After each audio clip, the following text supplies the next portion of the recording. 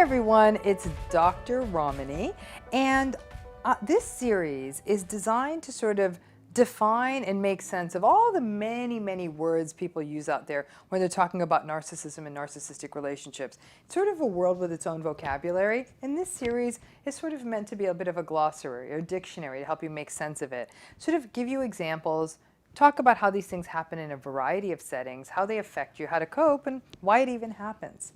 Today's video, or the term we're going to be taking on, is scapegoating. And before we get to that topic, please hit the bell, subscribe to this channel, and then you will also be informed as new videos get released in this series and the 2 videos we put out every week on a whole range of topics related to narcissism. So let's talk about scapegoating. Here's the thing. Every bully needs a victim, and every narcissist, sadly, needs a punching bag. And anyone who has ever had a narcissistic parent knows about scapegoating. Because if it didn't happen to you, it likely happened to a sibling or the child in your family system. The scapegoat gets the worst of the narcissist. They take the hardest psychological blows. And since the narcissist needs to take his or her insecurity out on someone, sadly, wherever there's a narcissist, not too far away, there's a scapegoat. Scapegoating is a common dynamic in narcissistic relationships. It typically involves a person zeroing in on one person and blaming them for the things that are happening to them and giving them undesirable things to do. They may insult them, they may belittle them, they may devalue them, and treat them differently and always more poorly than they do other people. The scapegoat becomes sort of a repository or a bucket that receives the narcissist's rage, anger, and misery. The scapegoat is typically someone who antagonizes the narcissist in a very specific way. And there are multiple pathways through which scapegoating happens.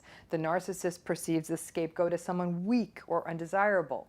They perceive the scapegoat as a threat, or they perceive the scapegoat as vulnerable, perceiving the scapegoat as a reminder of the worst parts of themselves. So let's break these down. The simplest version of scapegoating is that the narcissist scapegoats the person that they perceive as somehow weak or undesirable. This is in many ways a sort of classical bullying presentation. In a family, the weak or the undesirably judged scapegoat may be the child or the sibling who is the most sensitive, who may be physically small, or for some reason physically or psychologically or intellectually considered less desirable for some reason by the narcissistic parent. For example, it may be the child that least resembles the parent, or has an appearance that doesn't conform to the parent's sense of attractiveness, or doesn't study the things they want them to study in school. And in an intimate relationship, this type of scapegoating may happen if a partner is deemed to be empathic or kind, and over time may be devalued on the basis of physical appearance, for example, just normal aging. In a workplace, it may be an employee who is just kinder than the others and who may not conform to the workplace narcissist schema for how a person should look or be. But in this model, the scapegoat is considered less than. And in some ways, that likely serves as some sort of twisted rationalization for the narcissist. It is also quite possible that the always insecure narcissist preys upon whomever they perceive is weaker out of fear, because the narcissist is afraid of their own weakness. And in that way, it becomes an interesting form of projection. A second form of scapegoating also derives from the classical form of bullying. In this case, scapegoating someone that the narcissist perceives as a threat. In this case, the narcissist goes after the person who may be better than the narcissist, someone who's smarter, more attractive, more successful, stronger, younger. You get it, you know? So the insecure narcissist will then attack, insult, and differentially abuse that person. But the narcissist may not even recognize that they think that person's better. Now, this is classical in narcissistic family dynamics when one member of the family is outshining, for example, the narcissistic parent. And the threatened parent then belittles and minimizes that child. In a relationship, this dynamic may also arise if the non-narcissistic partner starts having greater career success, for example, or makes more money. In a workplace, this may happen when it becomes clear that there is a person who is more quick-witted than the resident workplace narcissist or narcissistic leader. Narcissists cannot just make room or welcome the idea that we all have our strengths. They are threatened by anyone who is good at what they do or who may be better than them.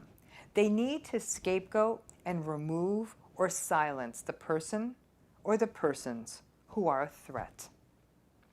Scapegoating also happens when the narcissist perceives someone as being vulnerable or too willing to share emotions, which they see as weakness.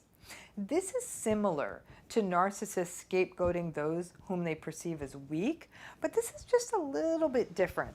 A healthy person who is self-aware and open with their emotions may stumble onto a narcissist in his or her life. And because narcissists are so afraid of emotion and they're so afraid of true empathy, in some ways, they may even perceive this emotionally open and vulnerable person as a threat. Scapegoating may be manifested as sort of shaming the vulnerable person for sharing their emotions, or inappropriately sharing about the vulnerable person's emotions with other people. And that might happen in a family, in a workplace, or in a relationship. Ironically, the vulnerable person in this story, the scapegoat here, is actually the strong one. But it feels very devastating to be scapegoated simply because you're emotionally open. But that's just too much of a threat to the narcissist. But overall, the most compelling dynamic that has the deepest psychological roots is that the narcissist perceives something in the other person that evokes a strong emotion in the narcissist. And it's something that the narcissist is uncomfortable with in him or herself. And this can either be very linear, a narcissistic parent, for example, scapegoating a child who is not good at sports, or it can be paradoxical. A narcissist scapegoating someone who is able to succeed in something they cannot do well. So for example, an example would be like the narcissist scapegoating the really warm and loving spouse that everyone loves being with because the narcissist knows at some primitive level that people don't look forward to seeing him or her, but they sure as heck do love seeing the wife. The scapegoating becomes a primitive form of self-harm. It's as though the narcissist is punishing the other person out of an inner rage about what the narcissist, him or herself, is lacking. I know that feels like a whole lot of psychobabble, but given how paradoxical and venomous that scapegoating can seem, you recognize that it comes from a deep, dark place within the narcissist that doesn't really conform to any rational reason. Not, honestly, that there could ever be a rational reason for being chronically unkind to another person. Scapegoating does tremendous harm to the person that's impacted by it. If you were scapegoated as a child by a parent or other family members, it can be catastrophic. It can erode your sense of trust and safety and foster a lifelong sense of anxiety. Children who are scapegoated feel ostracized and excluded, a dynamic that often haunts them well into adulthood, and they often always feel like they're not good enough. But I will tell you this, one thing that can often save the scapegoat is that they're often more willing to fly away and get away from the toxic family system as adults, just to get far away from that space. And being scapegoated, obviously, in a workplace can also be traumatic and very unsettling and result in all the negative long-term effects of working in a hostile and harassing workplace. Now, certain work cultures that are about oppression and being the best and sort of a bro culture can also foster a scapegoating culture where supporting a leader who is abusing another person can be enabled by silently allowing the scapegoating to happen. Sadly, in narcissistic systems, people are often grateful to not be the scapegoated one. So they may simply keep their heads down lest they become the next victim of the narcissist scapegoating wrath. And sadly, that can keep these systems in place.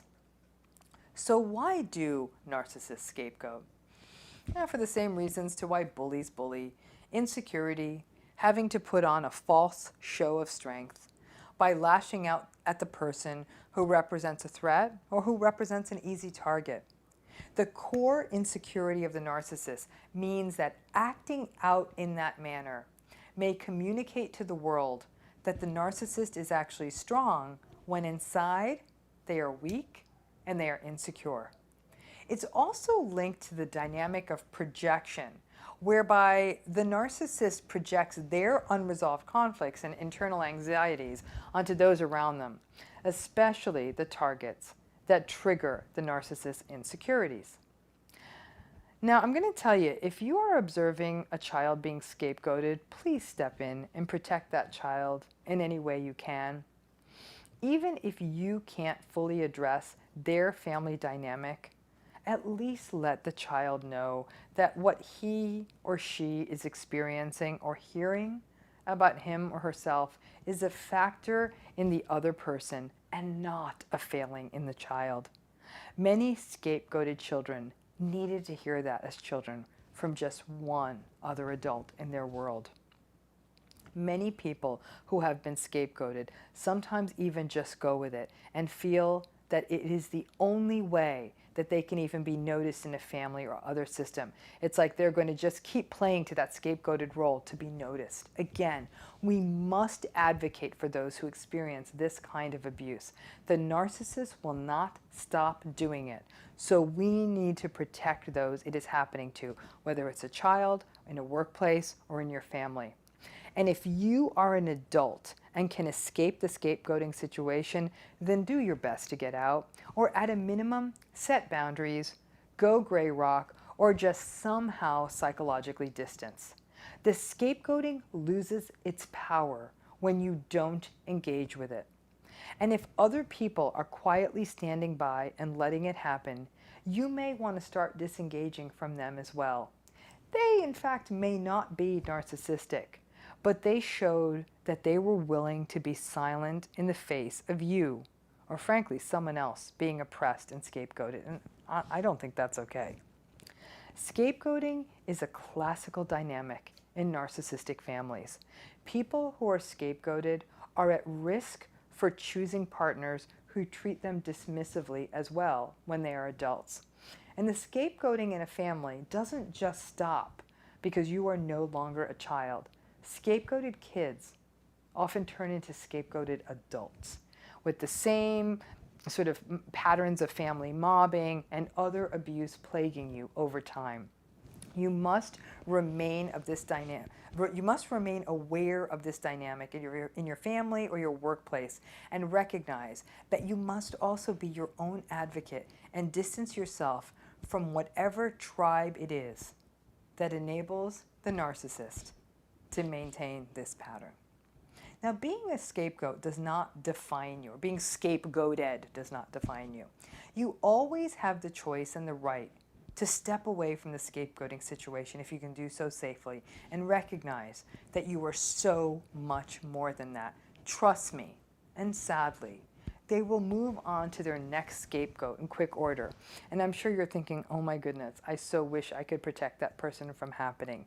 Honestly, the most important advocacy you can do is the advocacy you do for yourself. In so doing, you may be able to protect others, maybe not from this narcissist, but from other scapegoated situations. And if all of us can engage in that kind of bystander behavior, intervene when we sense this kind of scapegoating happening around us, we do run the chance of at least making a dent in this incredibly toxic and damaged dynamic. I do hope that this video clarified your understanding of scapegoating. And I know some of you may have experienced this, not just as kids, but also adults. Any of you who want to share your stories, please drop those in the comments. Thank you again for tuning into this series. I do hope it's been helpful. Please do also subscribe to this channel because you'll get notifications about all kinds of content, not just this series, but other regular videos we put out, YouTube Lives, and other special series. Thanks again.